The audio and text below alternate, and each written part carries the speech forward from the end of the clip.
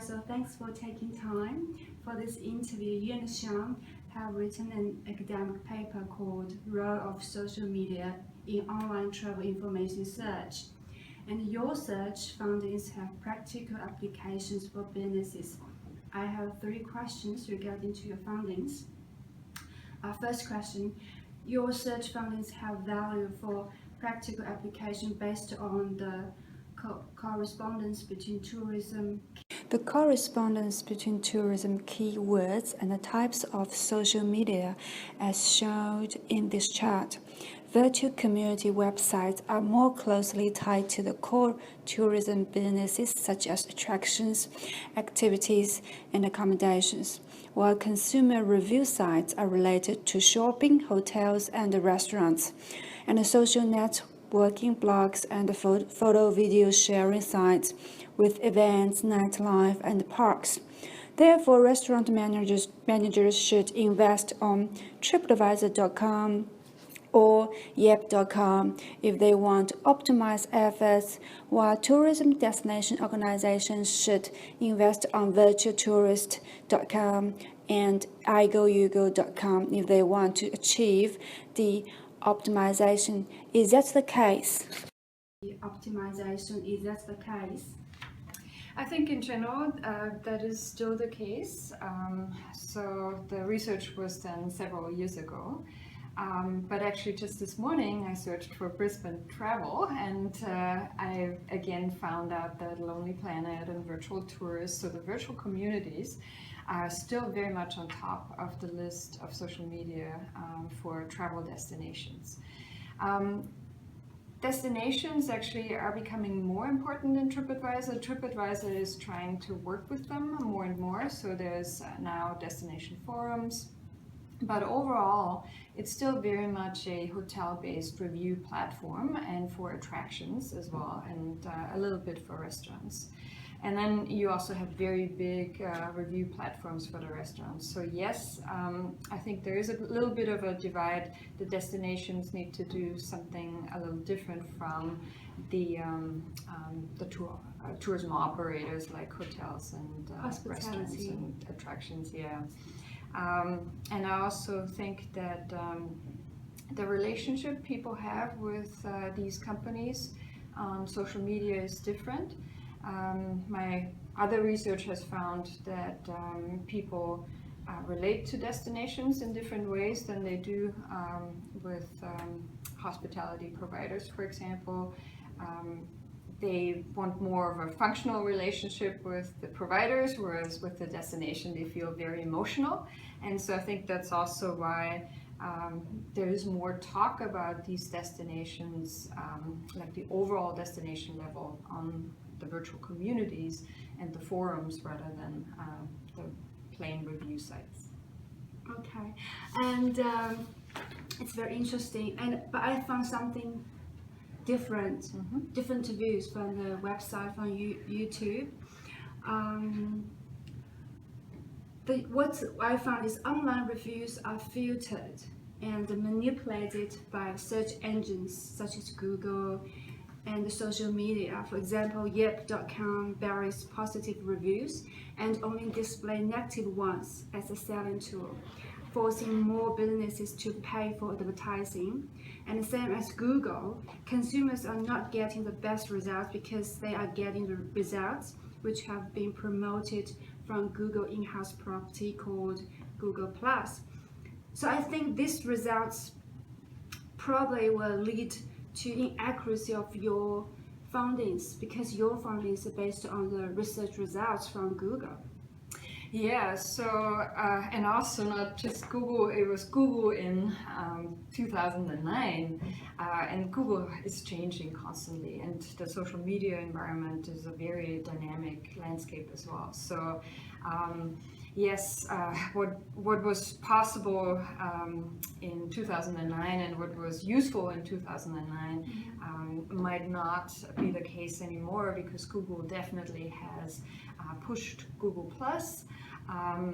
They have changed their search optimization rules, and yes, there's definitely the other players as well that I guess promote certain reviews over others. But in general, social media still give consumers a lot of power, and no matter what, I think the research just says they matter, and that was not a clear thing back then. A lot of I think tourism providers and destinations were still trying to ignore social media, whereas now I think it becomes even clearer that they have to be a player, and they have to make sure that they have good reviews. And if they happen to have bad reviews, then it's super important that they actually respond to these reviews and become active. In general, yes, there is some opportunities to manipulate social media, for sure. That's always a big question that I get asked. And this is why the more reviews there are, usually the better for the companies. The wisdom of the crowd comes into play when you have more reviews. So it's really important for tourism operators to encourage their customers to leave reviews. And not everyone writes reviews. So there needs to be an effort to really make this happen, because people forget, they're busy, they might not have had any either extremely good or extremely bad experience, so they don't feel very motivated to write a review. So there's a lot the provider could do. As you say, you do agree consumers, for some standards, they are manipulated. So what are the suggestions you can give to the consumers in order to avoid those manipulation? I think actually what I see in my research is that consumers, they actually are pretty smart when they read reviews. And so even when they see the negative reviews first, they still look for mixed reviews, like they want to see the good and the bad.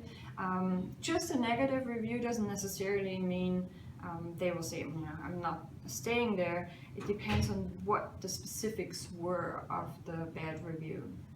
So these systems often just sort based on the overall rating, but that overall rating score isn't necessarily telling all. It's really the review text, and we find that consumers are pretty smart in reading the text and also avoiding extreme views. So they don't want to see a super positive review, or super negative. Or super negative. They say, oh, that was just someone who was in a bad mood or who likes to complain. What they want is facts, details, and as I said, a mix of things, because they understand that not everything is always good and not everything is always bad, but they want to decide what's important for them. So for example, when they travel with children, they have very different needs from when they travel alone, and they say, well, I will hardly spend time in the room, so that's not such a big issue for me. I'm more concerned about the location of the property, and so they're pretty smart. So I would encourage consumers to read on and read a lot, not believe the first thing they say, and not just believe the overall scores of these ratings. Yes, as I understand, some social media sites like Yelp can actually change your reading score if you pay them. Which is I can't confirm that, because I'm not doing a lot of research on Yelp. That shouldn't be the case. Again, I think the consumers have power, but they need to exercise that power by submitting reviews, not just reading reviews. The more people submit, the harder it gets to manipulate the results.